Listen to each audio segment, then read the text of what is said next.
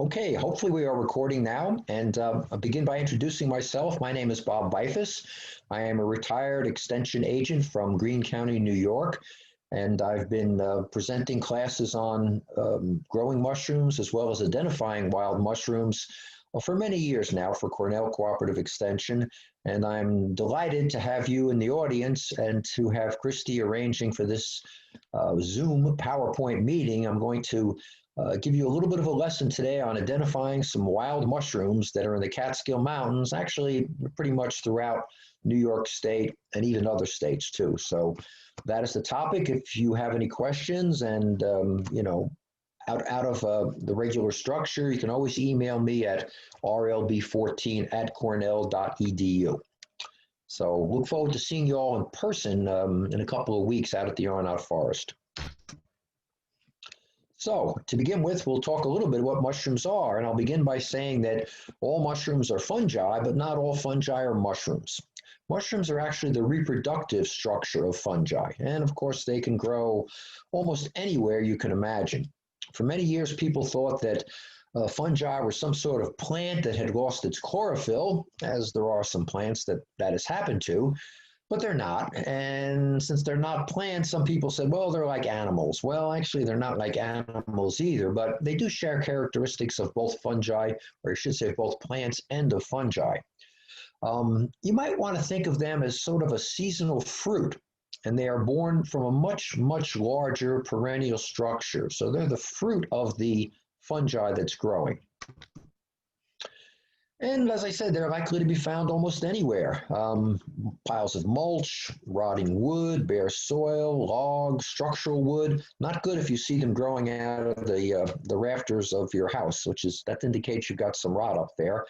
But they'll grow on dead animals, insect bodies. They'll grow in your garden. Some mushrooms even grow on rocks. Basically, any type of decomposing organic matter may produce mushrooms because they are saprophytes. They do not contain chlorophyll. They cannot photosynthesize. So therefore, they can only survive by decomposing organic matter and extracting the nutrients from that organic matter. But it is important to note where the mushrooms may be growing. That's sometimes a very important identification trait that you want to keep in mind. It's kind of unusual. These mushrooms are actually pushing their way up through a hard-packed gravel driveway. And it just shows that mushrooms, even though they're soft-fleshed, they have incredible power. In this case, it's actually cracked that hard-packed gravel, and the mushrooms are pushing up through that gravel right there. And mysteriously, not here today, but they may very well pop up and be full size tomorrow. I've got right now in my lawn, I've got a couple of mushrooms that are 7 or 8 inches tall, and they were not even present yesterday. So they do pop up unexpectedly, and some of them do look like phalluses, as this comic is indicating here. There's a whole genus of mushrooms called phallus, and some of them do resemble penises. Kind of an interesting mushroom here. This is growing on dead caterpillars, or in this case, mealworms. This is a species of mushroom called cordyceps. And all cordyceps mushrooms grow on dead insect bodies. And many cordyceps mushrooms are actually considered to be very important medicinal mushrooms. And they're deliberately cultured and grown in some cases. In some cases, they're collected wild. And they're used in many types of traditional Chinese medicine. So again, these mushrooms happen to be growing on dead mealyworms. It's kind of an unusual slide. One of the few times I've seen mushrooms specifically growing on a mushroom. In this case, the host is a fairly common mushroom that I pick this one and eat it sometimes, but in this case, this mushroom has got mushrooms growing on it. So here's a few terms that you should probably learn, and you need to learn a lot of terms if you're going to speak the language of mushrooms, but here's a couple to begin with, and they're quite important. Mycelium it's usually hidden, but it's the part of the fungus that grows underground if the mushrooms are coming out of the ground, or it grows within a particular substrate. Let's say they're growing out of a log or something, or they're growing out of your rafters. Myceliums generally tend to look very much alike, even for very, very different types of fungi. Quite often it's thread-like, often white, almost always white usually, and when conditions are right for any particular species, mushroom or mycelium will produce pinheads. And pinheads are nothing more than little tiny undeveloped mushrooms. And this is a drawing of some string-like mycelium and the very, very beginning of pinheads, which within, in some cases, less than 8 hours will grow into full-size mushrooms. You can see on figure 3 on the right there that this pinhead has actually got a couple mushrooms attached to it. And that's not uncommon for that to happen very, very quickly. So I'm going to show you some parts of a typical mushroom here, and this typical mushroom that I've chosen for this illustration is typical of a family of very poisonous mushrooms. And I'm going to be talking a lot about poisonous mushrooms because there's a huge concern about safety when we're teaching mushroom classes, and I'd be remiss if I did not spend a lot of time talking about them. So this is a typical mushroom that is in the genus and in the family of Amanita. It has a stalk, which is sometimes called a stipe. It has a ring of tissue around the stalk. That ring is sometimes called an annulus, or more technically, it's called an annulus. It has a cap, which makes sense. And this particular mushroom has gills. It does not have pores. It's, again, it's typical in the sense that many mushrooms have gills. This particular mushroom also has a vulva, which is a swollen basal portion. Sometimes it looks like an egg or a cup that surrounds the stalk. And sometimes it actually looks like a mushroom is emerging from an egg and growing a stalk and growing a cap. And the ring is quite often tissue that remains from the cap as the cap expands. So this is a typical Amanita mushroom, which is a typical of a poisonous species of mushroom. And of course, not all mushrooms are typical. This particular mushroom is what's known as lion's mane, or sometimes it's called a bear-tooth fungus. Doesn't have a cap, doesn't have a stalk, it just has fungal tissue growing out of the side of a tree. In this case, I think it's a beech tree. And the spores for this mushroom would be shed from those icicle-like projections that you see dangling. In the previous slide, the spores would drop from the gills. And I'll talk more about gills and spores and spore prints as we go on. Now, some mushrooms, if you turn them upside down, you will see the gills, as you can clearly see in the mushroom on your left there. And on the right, you see a mushroom that doesn't have gills. It has pores. In this case, the pores are where the spores, which you can sort of think of as seeds, will be dropped and will be shed. Mushroom on the left, again, has got gills. And those gills, in this particular mushroom, are going to change color. They're starting out as pink, and they're going to end up as a chocolate brown color. It's a fairly common edible mushroom that I'll talk about in a little while. And of course, some mushrooms like that lion's mane mushroom have neither gills nor pores. On the left here is my late friend John Boyle, who taught me most of what I know about mycology, at least about mushrooms. He's got his hand on a puffball, which is a easy to identify, actually quite tasty species when it's fresh of mushroom that I'll refer to again later on as I talk about some specific mushrooms. And on the right, we have what's known as a coral mushroom. And most coral mushrooms are not toxic.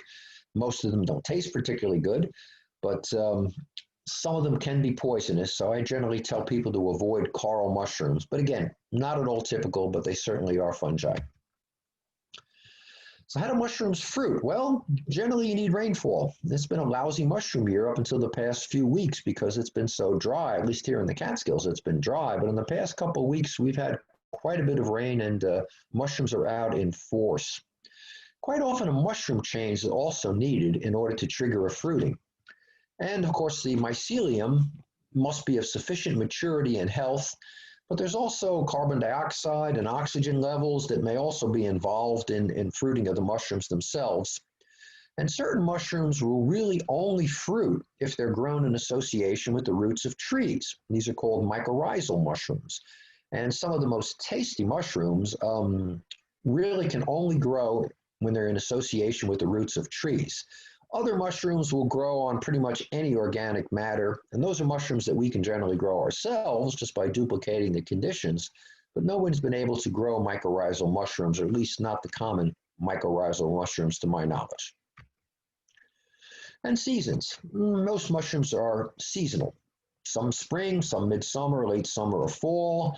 Some of them, including some of the poisonous ones, will fruit all seasons. And some are actually found even in the winter or very early spring. I've actually gone out and found fresh mushrooms when the ambient temperature was 10 degrees or less, which means that they're capable of withstanding freezing temperatures. And quite unusual, surprising to see a fresh mushroom growing at 10 degrees. Typically in the same spot during the same season most years, except like this year, for example, when we've had very little rain. Consequently, the mushrooms that I was expecting back in July did not show up. No rain, no mushrooms. Now, this is an example of don't be fooled by a pretty face. This mushroom that this young woman is holding is a poisonous species of mushroom. It's Amanita muscaria. And if you look at it, you can see that it does have the characteristics of that so-called typical mushroom that I showed you before. It's got the swollen base that she's got her hand around. That's called the vulva. And you can barely see it above her left hand, but there is a ring on the stalk of that. And it's got a large flat cap. If you could see the gills, you would see that they're white. And it has scales on top of the cap, which is another common characteristic of many of these poisonous species of Amanitas. We'll warn you that those scales can wash off in the rain, and that veil or that annulus that surrounds the stalk, that can also be washed off by rain. So even though those are pretty important diagnostic characteristics, they're not always present. I've seen this exact same mushroom with no scales on the top. And the color of the cap can also vary a great deal. This one happens to be bright red, but I've seen the same exact mushroom with a pale red, an orange colored cap, in some cases even a yellow colored cap. So cap color is not as reliable indicator of a particular species as one might think it would be. One might think that it's got a red cap. It always has a red cap, but that's not always the case. And by the way, this young woman in the picture here is a former Arnott intern. Janine Moy is her name, and she is now living somewhere in the state of Washington, one of our former Arnott students. So what are the characteristics of poisonous mushrooms? Well, actually, very few species are deadly. Unfortunately, the deadly ones are fairly common. And that's kind of a glib saying, but all mushrooms are edible, some only once. Well, that's a fact, because the poisonous ones are not going to warn you necessarily by tasting terrible. And if you pick that Amanita mushroom, for example, the destroying angel that I'll talk about, it's actually been reported to taste quite good. So again, you can't let taste fool you. Some just make you very, very sick. There's not a lot, but there are a number of species that are hallucinogenic. Generally, the textbooks will refer to them as poisonous. Some of them will just refer to them as hallucinogenic. Many are both. Don't take chances. Some just give you a bellyache. Even some mushrooms that most people can eat without any problem will make other people sick. Some of them just taste terrible. You wouldn't want to eat them even if they're not poisonous. And some species will make some people sick, but not most people. I know there's a particular mushroom that's coming out now called honey mushroom, and about 10% of the people that eat that mushroom, it's been reported, get pretty sick from it, but most people don't. One important thing is that all mushrooms should be thoroughly cooked. You should never, ever eat a raw mushroom, and that goes for the ones you buy in the supermarket as well. Even though you'll see them in salad bars, you'll see these button mushrooms along with the raw vegetables. Very smart mushroom person named Paul Stamets strongly recommends that all mushrooms should be thoroughly cooked before you eat them, because they all contain certain toxins, and some of these toxins may be destroyed by cooking. I will point out, though, that not the poisonous mushrooms, the deadly ones, those toxins are not at all affected by cooking. So cooking is not going to render a poisonous mushroom edible. And this is the Amanita family. This is a mushroom that I referred to before. I showed you the early slides. You can see that it's beautiful white mushroom. These can be anywhere from 4 to 8 or 9 inches tall. White cap, it's got a white stalk, it's got a white vulva at the base, it's got a white ring of tissue around it. This is called the destroying angel, Amanita virosa, and it is deadly poisonous. Eating a cap of one of these mushrooms is a fatal dose. It's a delayed reaction. People generally may just get mildly ill when they first ingest it, or not ill at all. But within 48 hours, it destroys the liver, and unless you can get a liver toxin, it is fatal. Angel of Death is the common name. Another view of it showing the white crowded gills, the stalk, the ring, and also the vulva at the base with my penknife there for scale. This mushroom is probably about 6 inches tall. It's another Amanita. This is probably the same species as the one that I showed you that Janine was holding with the red cap and the white scales. This may very well be Amanita muscaria, or it could be another Amanita. And again, generally speaking, avoid all Amanitas. This one appears to be growing under pine, and that's based on the pine needles that I'm looking at there. Important to make note of where it's growing, as I said earlier. And Amanitas do often grow under pine. They are mycorrhizal with pine. And here's an example of a group of Amanitas that are growing in what's known as a fairy ring, in which case they form a circle, quite common on lawns this time of the year to see these fairy rings, not always Amanitas. There's a number of species that will form fairy rings, but just last week, as I was telling Christy earlier, I got involved in a mushroom poisoning case in which someone had picked some Amanitas off his lawn that were growing in a fairy ring, much like this, and an hour later he was in a coma. Good news is that he did survive. It wasn't a deadly poisonous mushroom, but again, quite often you will see mushrooms growing in these so-called fairy rings.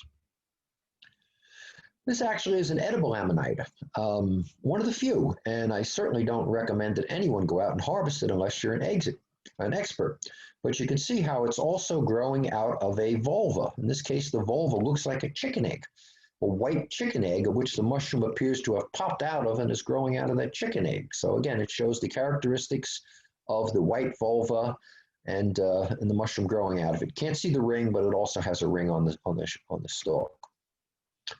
So what are some of the common characteristics? They all have crowded gills. And you need to look at pictures of gills that are crowded versus free versus distant, just to know pretty much what that term means, because it is an important diagnostic part of the language of mushrooms. They all have white colored spores, and I'm going to show you how to make a spore print in a few minutes. Most of them have that ring on the stalk. Most of them have the vulva. Many associated with pine trees, common and found all season long. Early in the spring, right up until the late fall. And a lot of them have scales, as this one does on the cap. This is Amanita muscaria. This is the one that Janine was holding. This one happens to have an orange or yellowish colored cap, which fades with sunlight. A couple of button stage mushrooms on the left there. Button is immature mushroom. It's going to grow into the thing on the right. And at the far left of your slide, there's actually what I would call a pinhead. So from pinhead to button to mature mushroom, that can happen in 24 hours or less. Here's another mushroom that's out right now. It's called the deadly Galerina, and I tell my students to beware of most LBMs. LBM stands for little brown mushrooms. This happens to be an LBM that grows on dead logs and rotting wood. It is called the deadly Galerina. It contains the same toxins as Amanita, which are liver poisons. It's a delayed reaction and a very, very horrible death. So on old logs or stumps, usually well-decayed logs or stump, not usually going to find one or two there, and quite often they'll be joined at the base. Show up usually in August and continue until November. They have a reddish-brown cap, quite small, again, LBM, might be a half an inch to as much as 2 inches wide. The gills are gray to rusty colored. They also have a ring, a small ring on the stalk. And the spores are rusty or brown colored spores. And those guys out there who are colorblind, well, you've got a real disadvantage when it comes to identifying mushrooms, because some of the colors that mushrooms take on are really quite subtle. And my experience with colorblind guys is that they have a hard time seeing some of the colors that you really need to distinguish. So if you're trying to identify mushrooms, you need to have a woman nearby. Okay, so here we have the deadly Galerina, which is on the right. And we have an edible honey mushroom, Armillaria malea, which is on the left. Kind of similar in many ways. The shape of the mushroom's the same. They both have a ring at the stalk, slightly different colored gills, and if you did a spore print, you would clearly see that the Armillaria mushroom has white spores And the deadly Galerina mushroom on the right has got rusty brown spores. To be safe, don't eat either of them. Don't even try, because this is a mushroom that can be confused. Commonly called the honey mushroom, mushroom that makes some people sick anyway, and probably not something that you should be out there looking for or foraging for. And jack-o'-lanterns, Omphaliotis. Omphaliotis illudens is the name of this mushroom. Beautiful mushroom. I don't think I've ever seen quite as many jack-o'-lanterns as I have this past 2 weeks. They tend to fruit at the base of trees. Quite often they're in large clumps or clusters, and quite often they're joined at the base. The caps are this orange color, as you can see here. They are reported to glow in the dark if you get a very, very dark night, producing this eerie green color, which has been called foxfire. Back in the day when we didn't have any much light pollution, people reported seeing this eerie green glow coming out of the woods in, let's say, late August into September. And in many cases, this glow was caused by these mushrooms. Now, my own experience has been, I've harvested these jack-o'-lanterns, I've put them in dark containers and dark boxes, and I've never seen that green glow. Something I look forward to seeing at some point, though. So it says you can distinguish these from other mushrooms because of the glow. Well, you can't, because they generally don't glow. They do look a bit like chanterelles, but again, if you know mushrooms, you'll notice that the gills really differ markedly.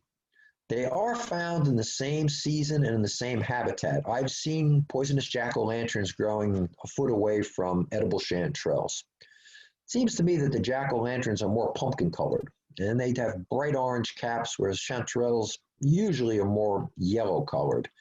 But jack-o'-lanterns have very thin descending gills that are very crowded close to each other, and again, may or may not glow in the dark, whereas chanterelles have more ridges. They don't really have thin gills per se. Looks like gills, but they're actually ridges, and they also grow down the stalk.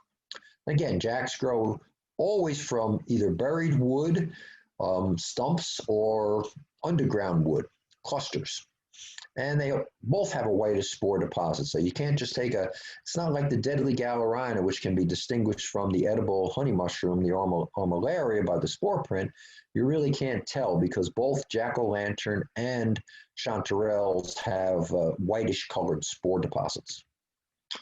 In many cases, the jack-o'-lanterns will have a nipple on the cap, which chanterelles will never have. Chanterelles almost always have funnel-shaped caps as they mature, although young chanterelles may have a flat cap, but they never have this nipple on the cap. And again, here we have a poisonous jack-o'-lantern on the left, and we have an edible chanterelle on the right. To me, they don't look very much alike at all, but believe me, in some cases, they do look alike. Now, jack often fruit in large clusters, such as this. Chanterelles never fruit like this. Chanterelles grow in troops, which means there's a scattering of them here one place, here someplace else. But they rarely will have, you'll never find chanterelles that are fused at the base, such as this. Not 5 or 6 of them or 10 of them, in this case, that are fused at the base. You can see a little bit of the nipple on the cap in this slide. This is a new slide that I will add to the collection.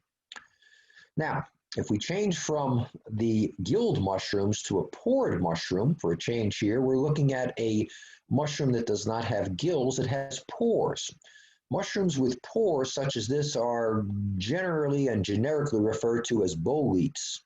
Many, many species of boletes, very common, they're out right now. Most boletes are not poisonous, however, this one is.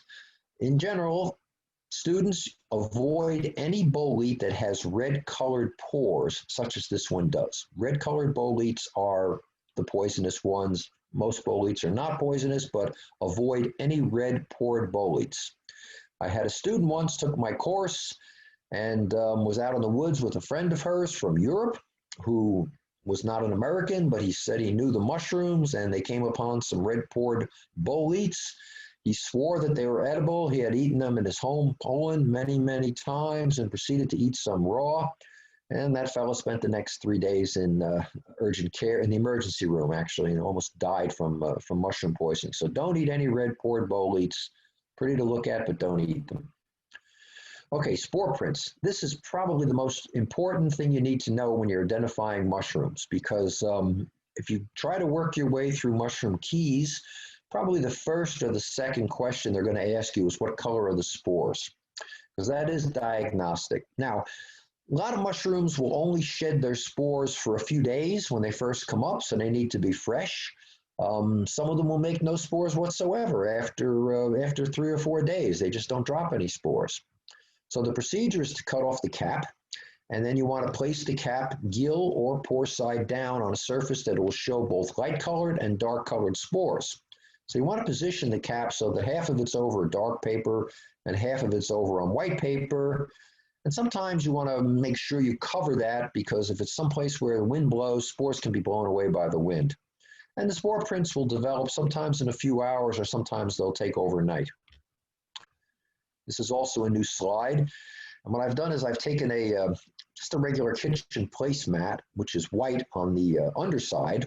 I forget what's on the outside. But anyway, I've turned this over, and then I have taped a couple of black pieces of paper to that, so I can position the mushroom so that half of it is on the black colored surface and half of it is on the white colored surface.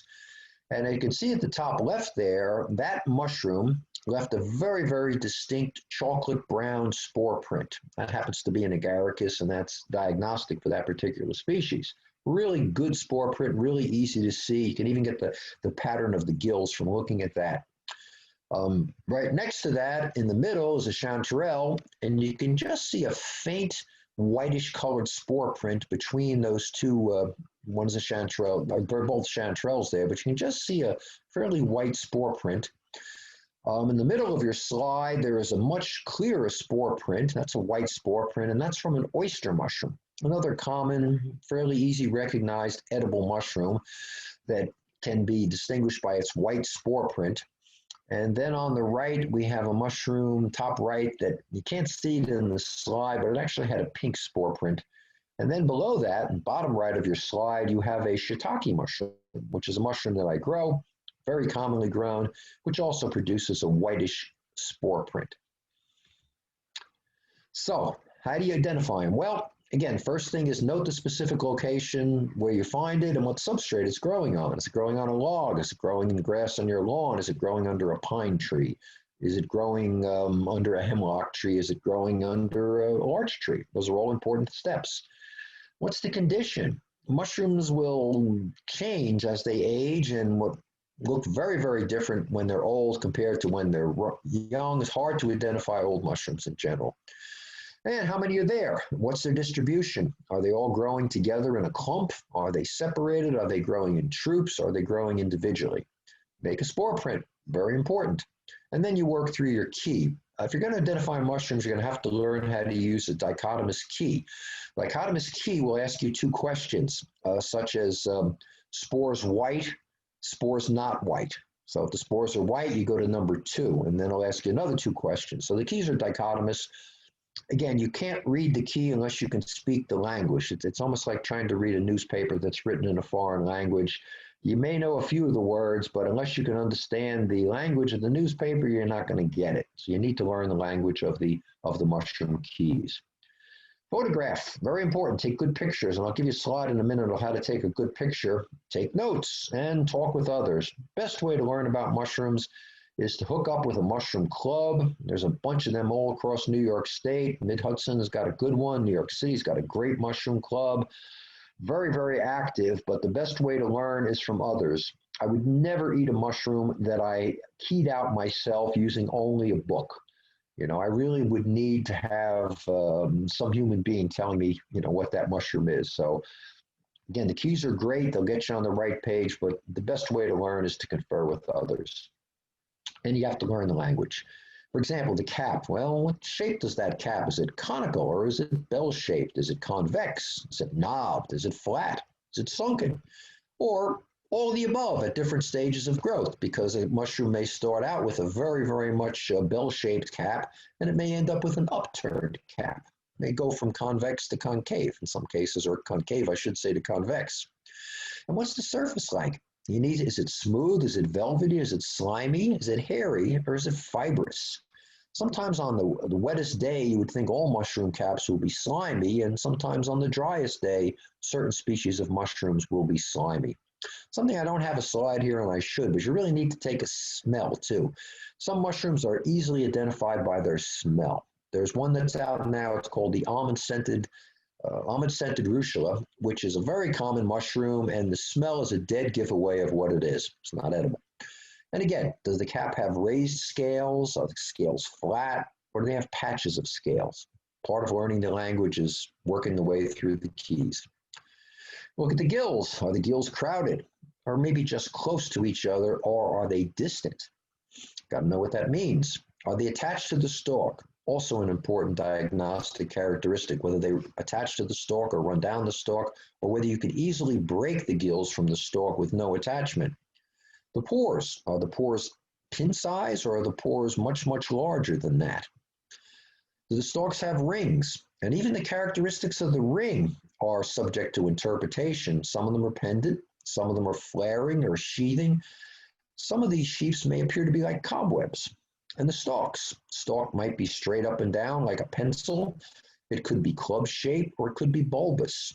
Very important. Right now, one of the tasty mushrooms out now has got a very bulbous stalk. One of my favorite mushrooms called the bluet.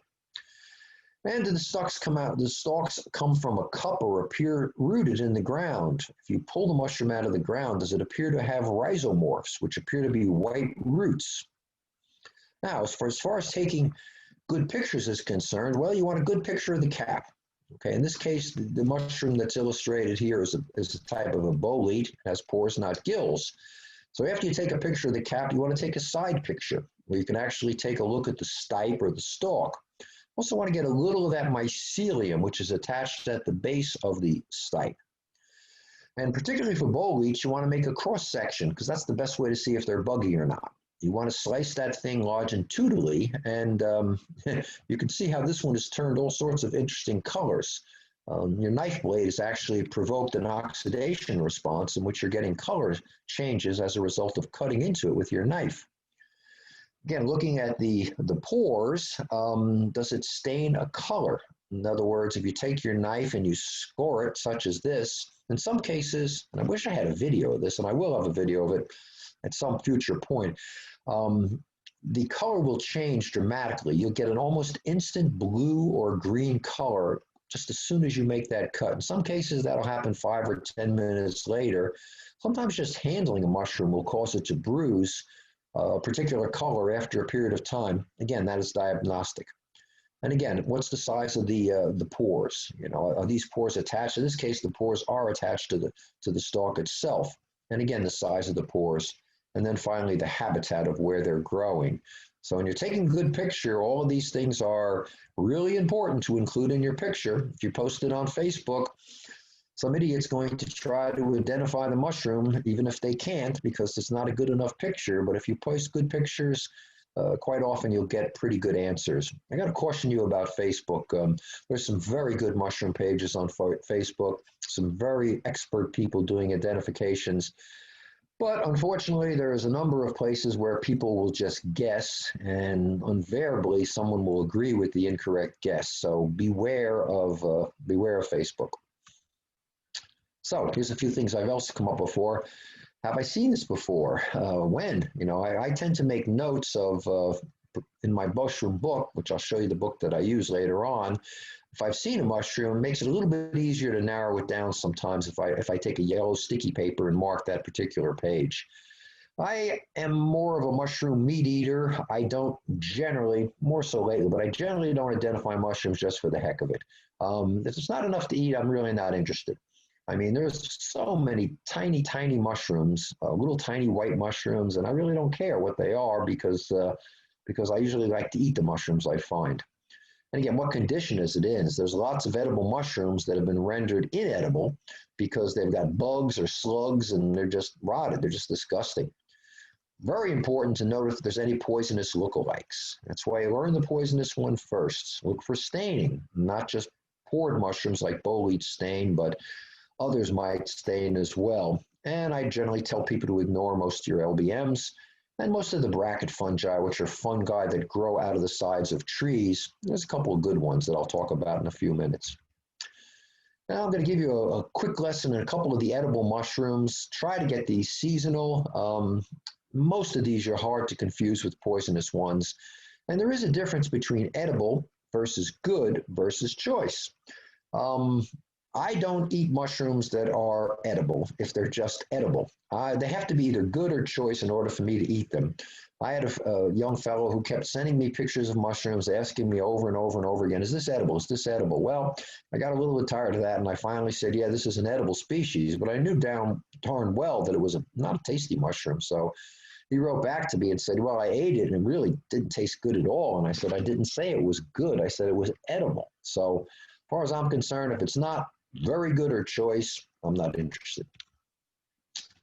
First mushrooms we find in any quantity, if you're lucky, are morel mushrooms. These are pretty hard to confuse with anything. They usually appear in May in most of New York State. They can be locally abundant. You can sometimes pick that many in a little 10-foot by 10-foot patch, but they're not at all predictable. Morels tend to show up when conditions are just right for morels, and they may not show up in that same spot for 10 years or more later. They're not predictable like many mushrooms are, but in a good morel year, they can be quite abundant, and they really are quite tasty. And very few mushrooms out there. There's one other species, one other genus of mushrooms that I'll talk about that may be confused with them, but these are pretty easy. They look like brains on stalks. Okay, the only mushroom you might confuse them with, and by this slide I could see why that might happen, is a verpa, which is a false morel. Generally different season. Verpas usually are fall mushrooms. Morels are spring mushrooms, as I said. Morels are completely hollow. If you slice them open longitudinally like this, you'll see that they're completely hollow. If you slice a verpa open, you'll see that that stalk is not hollow, and the cap itself is not really hollow per se. So that's a distinguishing feature between morels and the false morel. The morels are pretty good stuffed with cream cheese. That's probably the best way I like to eat them. But again, the verpa, the false morel, not a hollow stalk. Oyster mushrooms, very common. Quite often one of the early spring mushrooms. Almost always are growing out of a dead or dying tree, and usually just about 6 inches above where you can reach. That's why you need someone to help you harvest these. Oysters have little to no stalk. They might have a little sideways stalk that comes out of the trunk of the tree. And they tend to get buggy very, very quickly. So oyster mushrooms, usually within 24 hours of emergence, will quite often get buggy. They'll appear on the same tree. I've harvested 5 and 6 times from the same dead maple tree near my property. I've harvested crops of oyster mushrooms from that same tree 3 or 4 times a year for the last 5 years. I don't know what's keeping that tree alive, and that's not alive, what's keeping that tree standing, but eventually that will quit producing oyster mushrooms. This is kind of an interesting mushroom. It's an oyster mushroom. It's called a golden oyster because it's got this yellow golden color to it. And in the past few years, this mushroom has become extremely common. Likes to grow on dead elm. That's probably the most favored substrate, but I've also seen it growing on sugar maple. It's a cultivated mushroom that's native to Asia that somehow has escaped cultivation, particularly in the Hudson Valley is where this started. And now it's really quite common. It grows all over New York, so obviously it's escaped cultivation in many other places. I'm sure some people would consider it an invasive species because it's not native, but it's a very tasty mushroom and easy to identify. And it actually keeps a lot better than most of the native oyster mushrooms. Several species of native oyster mushrooms, most of which we can cultivate. And this is a cultivated species from Asia that is now growing wild, usually produces huge clusters and clumps. And abundant. Yeah, it's not at all hard to pick 5 or 6 or 7 pounds of these at a single fruiting. This is a common mushroom in the spring. Generally don't see this much after June or it gets rotted. This is called dryad saddle. Notice the scales on the top that I referred to. It's also called pheasant's back. Well, I've seen plenty of pheasants and I've never seen one that looked exactly like that. It's a fleshy fungus. It grows out of the side of hardwoods. I have not seen this grown off softwoods. Generally grows laterally off the side of a dead or dying hardwood tree. Yes, it is edible, but it's terrible. I don't think it tastes particularly good. It's very, very tough. I think they call it dryad saddle because most of the mushroom has the texture of a saddle. It's tough. But if you found a very young, very fresh specimen, and if you took your scissors and just cut right around the outer perimeter, maybe the outer inch or so, if you cook that long enough, yeah, it's edible. And some people have reported it tastes like watermelon.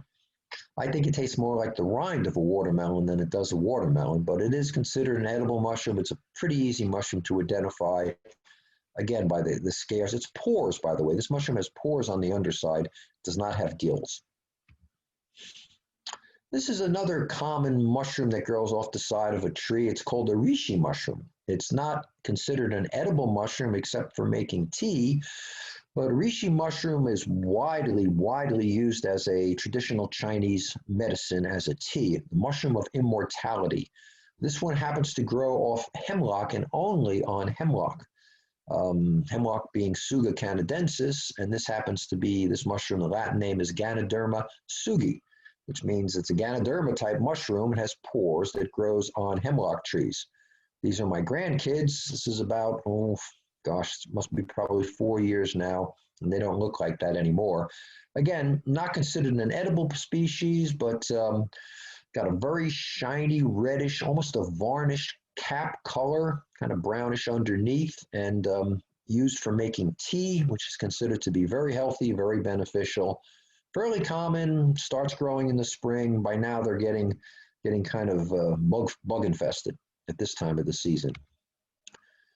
There's a couple more bracket fungi that also in the species Ganoderma, they get huge. They're growing on a probably still living sugar maple tree, and I can almost sit on these. That's how large they are. This happens to be the artist conch, which has got a white underside of pores. And if you take your fingernail or a stick, you can write your initials on there and come back 10 years from now, that mushroom will still be growing, and you can clearly see your initials because it turns black as soon as you scour it with any type of a sharp object. So this happens to be the artist's conch. This is chaga, also a medicinal species, but this one makes a very good tasting tea as opposed to reishi, which makes a very bitter tea. This makes a very tasty tea. Weird looking mushroom because it grows this black, dark growth that grows laterally off the side of a birch tree. Not only birch, but almost always birch. In this case, it's growing out of a yellow birch. These are probably the two largest chagas I've ever seen in my life growing off this yellow birch tree. But these are collected usually in the winter and brewed into a tea called the anti-cancer mushroom. The folk use of this mushroom is supposedly something that prevents people from getting cancer, or I won't say it cures cancer, but it is also a very popular species. You can go online, by the way, and you can Google chaga and Google any of these mushrooms, and you'll learn a good deal about them. I've seen chaga powder for sale for $15, $25 for a few grams, and you can harvest a whole couple pounds of it for no cost at all, as I do. This is another mushroom that occurs in a wild form as well as one that can be cultivated. This happens to be Stropharia. Okay, Stropharia is an interesting mushroom because you can buy the mycelium or the spawn for Stropharia. You can grow it in piles of wood chips. I've grown this mushroom commonly out at the Arnott Forest. The wild strain has got a red cap. It's called Stropharia rugosa annulata, rugosa referring to the red color, annulata referring to the fact that it does have a very pronounced ring, when it gets a little bit bigger than this. This mushroom can get huge. This is the more common wild form with the red cap there, also the cultivated one. But I want you to notice in this picture of those string root-like things coming off the bottom, appear to be like roots, string-like roots. Those are called rhizomorphs, and those are important diagnostic characteristics. Not a lot of mushrooms produce those rhizomorphs, so it's important to note those that do. And you can see here, right at the bottom of your slide in the center, you can see the ring that forms, the annulus that forms. That is actually tissue from the cap of the mushroom that remains as the cap expands. If you look you can see some of the smaller mushrooms, the cap is not fully expanded, but you can see the formation of that ring or that annulus as the cap is beginning to expand. Diagnostic feature here is the rhizomorphs. This one happens to have dark purple, almost black colored spores. Lactarius. Lactarii are very common mushrooms in the woods. They're out now. What distinguishes them from all other mushrooms is that they produce milky juice. They lactate, basically. Lactarius come from lactate. And in some cases, there's one species called the voluminous Lactarius, Lactarius voluminosus, which, if as soon as you break a bit of the gill, the thing almost gushes out liquid, white colored liquid. But there are some Lactarius that have yellow liquid. There are some that have blue liquid. And not all Lactarius, by the way. The Lactarius are the gilled mushrooms on the top of the slide. There's some coral mushrooms, and there's a bolete on the bottom of the slide. So I'm only talking about the mushroom at the top of the slide here, which is a species of Lactarius. Some of these are really quite tasty. Some of them are very, very bitter. None of them are deadly. This is one of the few mushrooms I'll actually taste with my tongue, just the liquid itself that it's exuding, because that's the easiest way to distinguish the really, really bitter one from a really tasty one. Of course, the really bitter one is not one that you want to eat. You'll be, even if you taste it with your tongue, you're still going to be spitting for a while. This happens to be Lactarius indigo, which produces a very blue, almost a cobalt blue latex. It is an edible species, easy to identify. I don't know any other mushroom that produces a blue latex when it's wounded, such as this one does. They turn black when you cook them, though, and a lot of people don't find that particularly appetizing. So lion's mane, I showed you a slide earlier of lion's mane. This is one that was actually intentionally grown on a bolt of aspen wood. And quite often you will find lion's mane. They're coming out now, and you'll see them sometimes on sugar maple, sometimes on aspen. And this is one that, or birch, quite often on birch. And this is one that generally grows from year to year. The ones that grow on trees may be the size of a golf, not of a golf ball, maybe the size of a tennis ball. Sometimes they'll be bigger than that, but typically the size of a tennis ball up to a softball. This is a very tasty mushroom for most people who eat it. It's called the chicken of the woods. It's got a bright orange top color, and it has bright yellow pores underneath it. There's a look-alike to this mushroom that has got sort of a yellow-orange top color, but it's got a white underside, and it's not nearly as tasted. This one happens to be called Laetoporus sulphurus because of the sulfur yellow color of the pores. But there's a Laetoporus cincinnatus, which has got white pores. They're both called chicken of the woods, but this is the only one that actually tastes like chicken, and it really does. This is one, if you get it when it's fresh and you saute it, I usually will parboil it first because some of these, when they're older specimens, do produce kind of a bitter compound. I find that if you boil these for 5 or 10 minutes, discard the boiling water, then you slice them up and saute them, they taste almost identical to chicken breast. I've served people mock chicken casserole, which was made with this, and they really could not tell that it was not made from chicken. That's how much they do taste like chicken. Very common from summer to fall. Grows usually on dead or downed hardwood species. It's been reported to grow on pine and hemlock. I wouldn't eat that one because that's the species that it's been reported to cause stomach aches from. If it's growing on a conifer stump or a conifer log, I probably wouldn't eat it. I would pick it off maple, or I would pick it off oak or beech, for example. But it's a pretty easy mushroom to identify. Again, orange on top, yellow pores.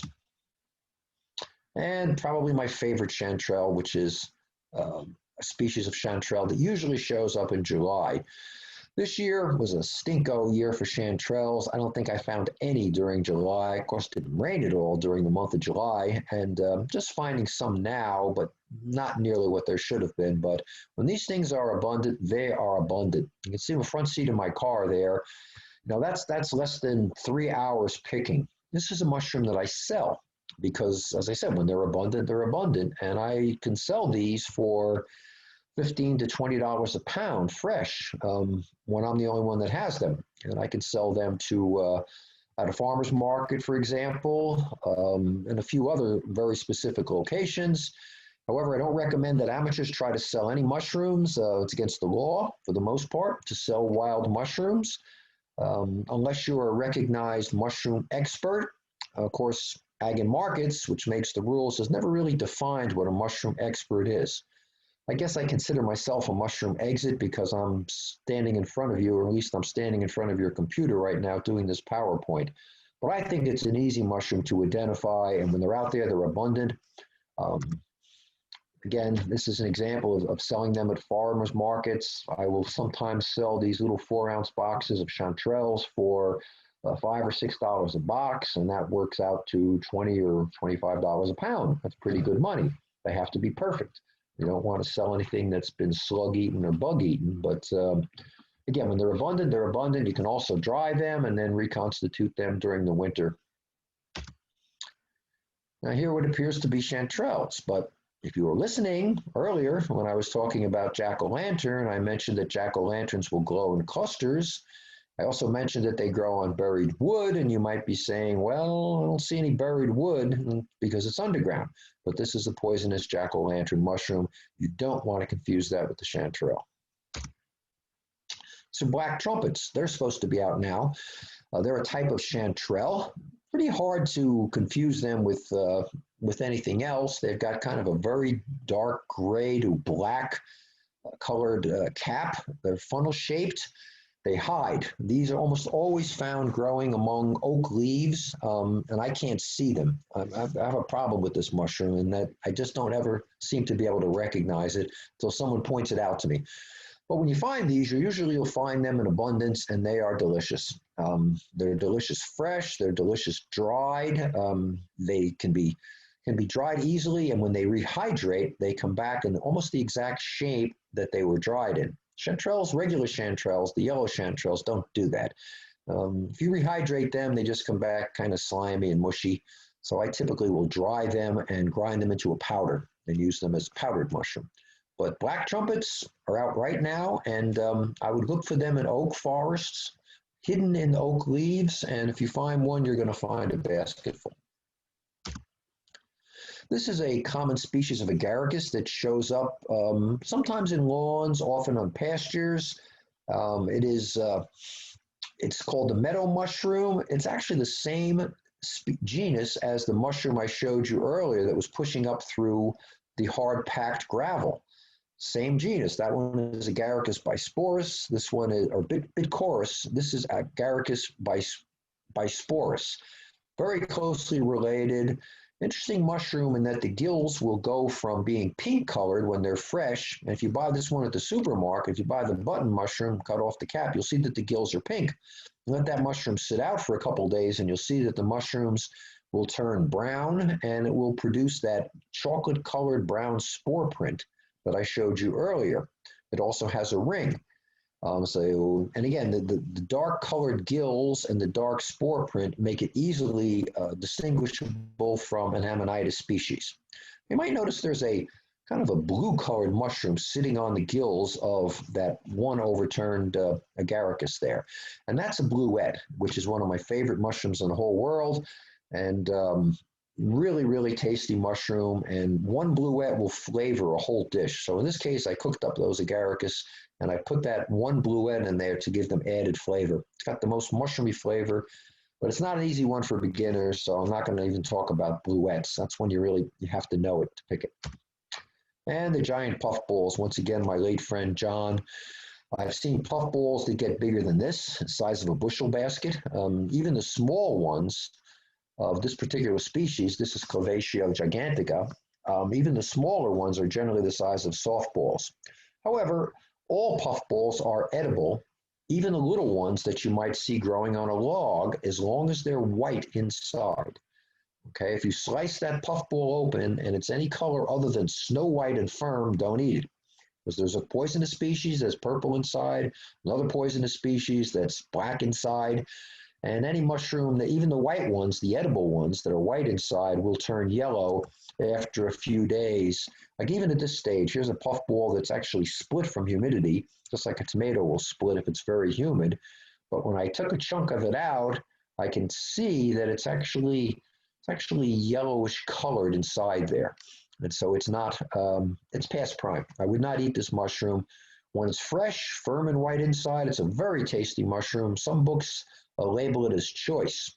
I wouldn't call it choice. I would call it good, but it's kind of bland. You know, you can cook it like a steak, but you really need to season it with butter or garlic or something like that. By the way, almost all edible mushrooms go good with some sort of garlic or onion or ramp in some cases. I like alliums. Chanterelles like to be eaten with fruit because they smell like apricots. That's another. I should have mentioned that. It's another characteristic of chanterelle mushrooms. If you gather them and put them in a basket or a plastic jug, such as I used to collect them, they have a distinct aroma of apricot, and they're good cooked with apricots and or peaches for that matter, and then finished off with some heavy cream. This is a mushroom that I'm eagerly awaiting. It's called a king bolete. It has pores, not gills, hence being called a bolete. Tend to find this one growing mostly under oak or in oak forests, but occasionally you'll see it under other hardwoods as well.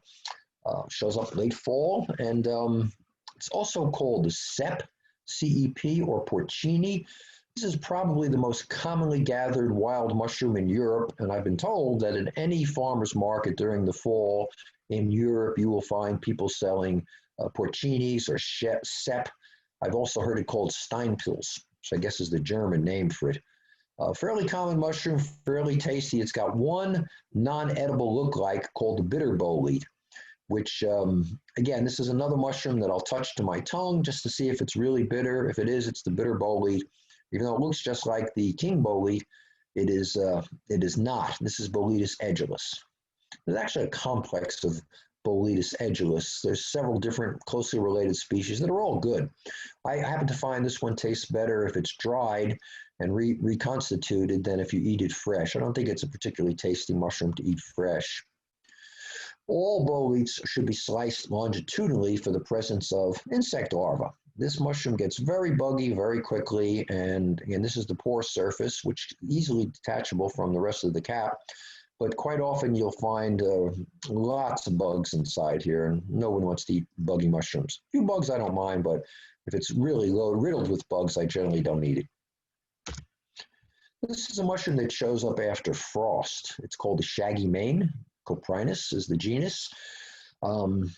White with a what shape would you call that cap? Again, this is where, is that cap rounded? Is it bell-shaped? I guess it's bell-shaped.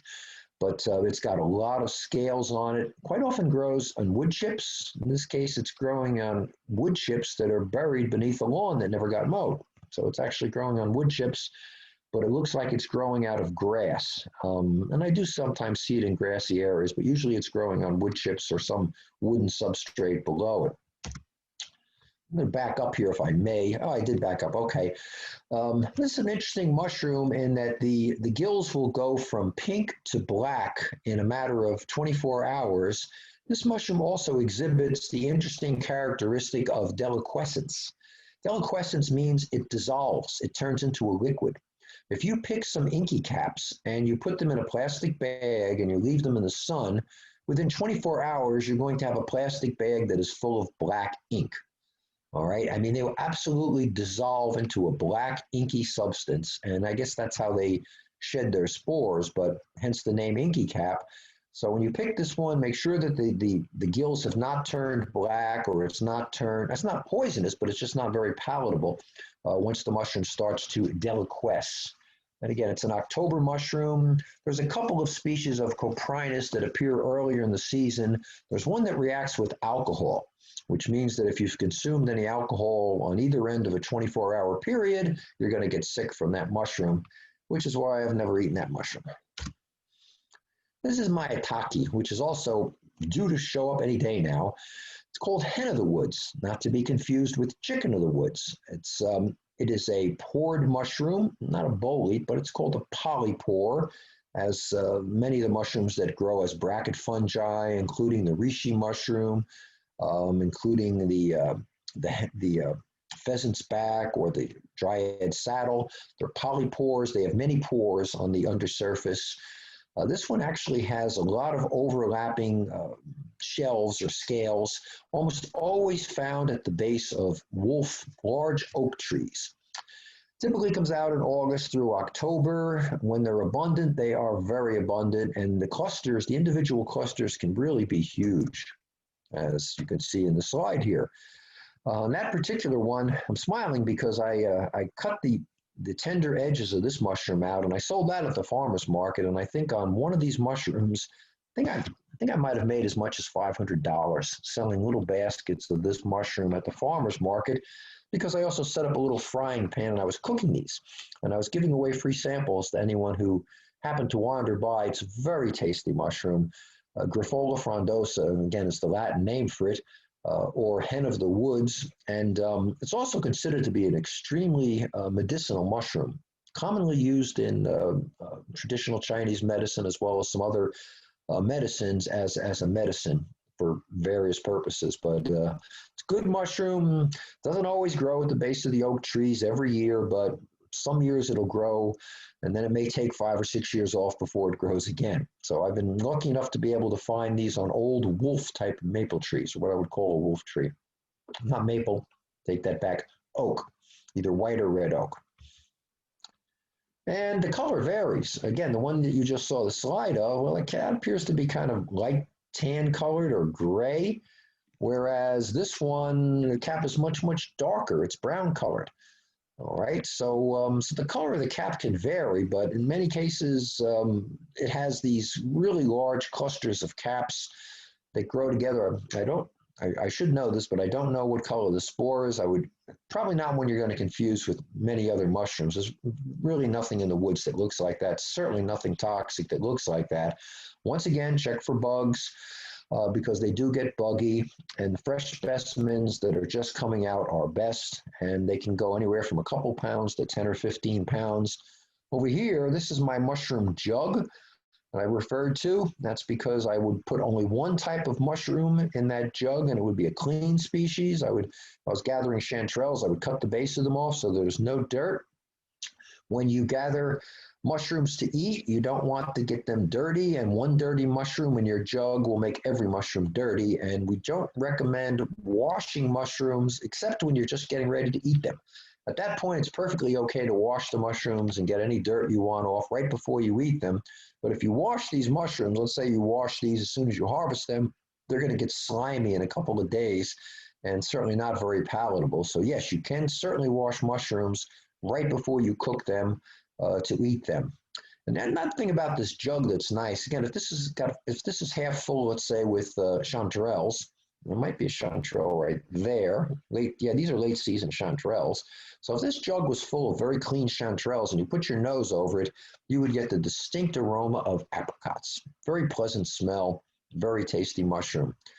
This is a basket. Now, lots of mushroom pickers will use a particular type of basket. Everybody's got their favorite basket. I guess this one's designed to stand up against the flat wall or something. And there's some black trumpets in there. There's some chanterelles in there. There's a couple of Boletus edulis here, a couple of king boletes that are in that basket. Baskets are nice because as you walk out of the woods, the spores from the mushroom are actually being shed out of the bottom of that wicker basket. And it's not uncommon, particularly with chanterelles, to find a trail of chanterelles along a path that you walked because of the spores that were shed by that mushroom. So baskets will shed spores. If you don't want anybody to find your chanterelle spot, put them in a jug like this because the spores won't spill out of that one. Of course, the Pacific Northwest is where you really find the big mushrooms. Like everything else out there, they're grandiose. And they have to harvest them with chainsaws out there. Obviously, it's a gag slide, but I'll tell you, the West Coast is where the mushrooms grow. There are professional mushroom gatherers on the West Coast, and if they don't pick 100 pounds of mushrooms in a day, it's considered a bad day. So, the Pacific Northwest is kind of like, that's where the mushrooms, the big mushrooms, and the abundant mushrooms grow. This is something that people think is a mushroom. It's called a ghost pipe. It's a higher plant. It's a seed plant that's lost its ability to grow chlorophyll, so it's white. It's the same color as a mushroom, so some people think it's a mushroom. It's not. It's a plant. This is actually a flower, and it's Monotropa is the name of the genus, Monotropa uniflora. And inside this, you're actually going to find seeds. Okay, so this is not a mushroom. It looks like a mushroom. It's white, grows off the roots of another plant. It's actually become a parasite, and it grows off the roots of plants. So Not a mushroom, not considered edible, but sometimes used as a medicine. Common name is ghost pipe, Monotropa uniflora. It's out there right now. So here are some of my axioms on mushroom hunting as I get older. And there's only so many bendovers in a day. And the older I get, again, inversely proportional to age, the older I get, the fewer bendovers. I'm getting really good at pointing at things with my stick and having someone else pick them up. So if you exceed the number of your allocated bendovers for a day, you get a backache. And I have one right now from yesterday's ginseng hunt. Of course, the recovery time is directly proportional to how many bendovers you made, extra ones. I've also learned that the longer you walk in the woods and the further you travel, the bigger your feet get. I happen to have size 12 shoes, and that's about what they feel like at 9 o'clock in the morning. As yesterday, when I started hunting ginseng at 10 a.m., by 5 o'clock, when I came out of the woods, my feet had grown into size 18 or larger, and I found myself tripping over everything that was out there. And I've also learned that the ground gets further away as the day goes on. If you fall down in the morning, it doesn't hurt nearly as much as if you fall down at 5 o'clock. And what was worth bending over for and picking up at 8 o'clock in the morning is not worth picking up at 5 o'clock in the afternoon because the ground's much further away. So don't do this at home. In this case, there's a bolete, and I am hoping it's a king bolete, and I am testing a little tiny piece of it on my tongue. If it's the king bolete, it'll taste sweet. If it's the bitter bolete, it'll taste bitter. I'll spit it out, and I won't waste my time with that particular mushroom because it's not palatable. I have a number of reference books. I do believe in cross-referencing mushrooms. If I can find something in one book, I will try to cross-reference it in 2 or 3 other books. Still probably not going to eat it unless someone else shows it to me, and they've eaten it. But this is the book that I like the most. This is the National Audubon Society Field Guide to Mushrooms. It's got a pictorial key. It's got a lot of great pictures in it. It's quite comprehensive, and it's got great descriptions in the back of the book. It's got great sections on lookalikes. It does distinguish edible from choice from good. Does mention the poisonous lookalikes, which I think is a really important characteristic. And by far my favorite mushroom identification books. You should all buy one if you're going to hunt mushrooms. Anyway, I believe that completes my slides. That it does. And I'd like to thank you for listening. If you're still listening and watching, that's the thing about this remote learning. I can't be sure. I can't be looking out in the audience there and find out how many of you have nodded out, as I could if we were doing this in person. Anyway, I look forward to seeing some of you in person out at the Yarn Knot Forest. I believe we're going to do a little walk out there on September 19th. And if it keeps raining like it has been the past week, well, the woods should be dirty with mushrooms, and hopefully I'll be able to identify some of them for you. So once again, thanks for watching and listening. And I'll say goodbye for now.